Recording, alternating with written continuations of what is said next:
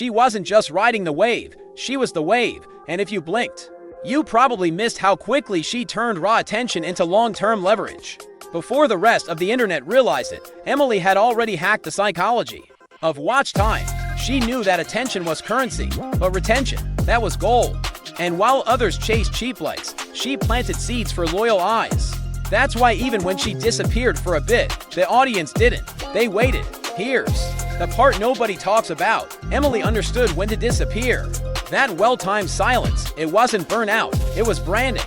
A digital reset that made the internet ask, where is she? Because if you're not being missed, you're just being replaced. And then there's the duality, the calculated chaos. She could be unfiltered and unapologetic one moment, then poised and polished the next. That balance wasn't accidental, it was the result of deeply understanding the audience's rhythm. Give them a little shock, then soothe them with strategy. That's how you lead and last. When brands came knocking, it wasn't just for numbers, it was for the aura. They weren't hiring Emily for reach, they wanted the reaction. She didn't just deliver impressions, she created conversations. And in an era where every influencer looks like a copy of the last, Emily stood out by doubling down on what made her unpredictable. Want proof? Go back to the viral arcs, moments where her name dominated comment sections, meme pages, and DMs. Look closer. That chaos was always one step ahead of cleanup. She never just reacted to the internet. She rewrote its pace. People think virality is magic. It's not. It's memory plus momentum. And Emily understood both, from platform to platform. She never changed who she was. She changed how we saw her, and that's the secret sauce.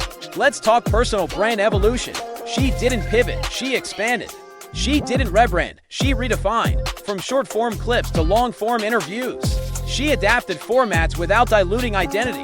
That's rare, that's genius. Behind the scenes, she was watching metrics the way a stockbroker watches markets, click-through rates, demographic spikes, retention drops, all of it, because for her, content wasn't just art, it was architecture. Every post was a blueprint for the next, even her mistakes were assets. Slip-ups became strategy. Leaks became lead-ins. Negative press turned into narrative power.